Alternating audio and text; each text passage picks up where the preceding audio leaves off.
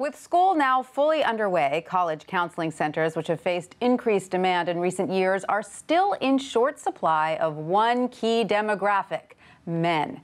Here to explain how colleges are reaching out to those who may most need help but are often afraid to ask for it is WSJ reporter Andrea Petersen. Andrea, thanks so much for being with us. Thank you. So college counseling centers are growing and reporting increased demand, and yet who is mostly utilizing them? It's mostly young women. Yes. Young men make up only about 34% of college counseling center clients. And why is that? Are there a variety of factors? You know, most people I talked to said it's really a cultural thing. It's gender stereotypes and stigma. Young men say that, you know, that they really are sort of taught to believe that guys don't ask for help, and they really internalize that. One young man I talked to said that he was even chided from some of the guys on his hall for actually going and seeking counseling, and actually stopped. And yet suicide rates among young men are higher than among young women, so clearly there's a need. That's right. Men are 4 times more likely to complete suicide than young women are. So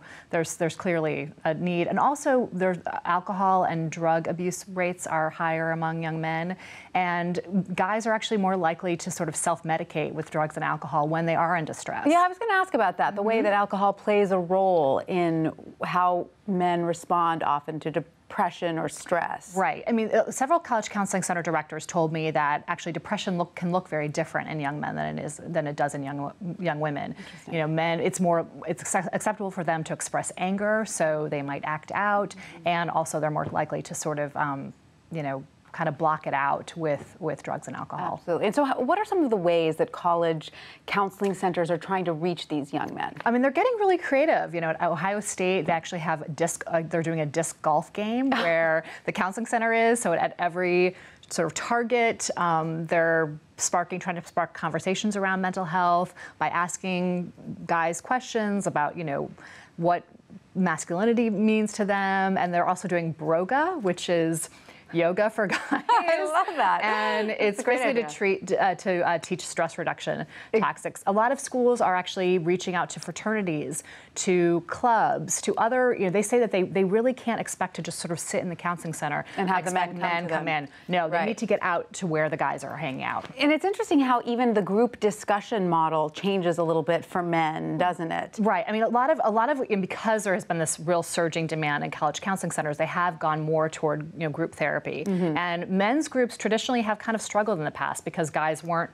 feeling comfortable doing that. Yeah. But some universities are coming up with some sort of creative solutions around that. At Ohio State, again, you know, the first 15 minutes of the group therapy, the director told me, you know, they're not actually doing any therapy. They're just talking about sort of current events, what's going on in the world, movies, whatever, and then they get into the hour of therapy. And then actually they end with a group activity, like a video game or cards or something, because they find that men really sort of bond over a sort of something with a shared goal. That sounds so smart. That really sounds great. And what about then the focus on prevention and wellness? Is that really the key here? That is another way that they're finding that if they sort of use kind of wellness, the language of sort of wellness, building resiliency, and not sort of pathologizing things like talking about sort of anxiety or depression, like not what's wrong with you, but how can we sort of make, you know, sort of improve your life. Right. That is also a key to sort of making men feel more comfortable, and that if they do have problems, then they're more willing to come in. Give them the tools early so they can deal with that stress when it hits. Thank you so much, Andrea Petersen, for that.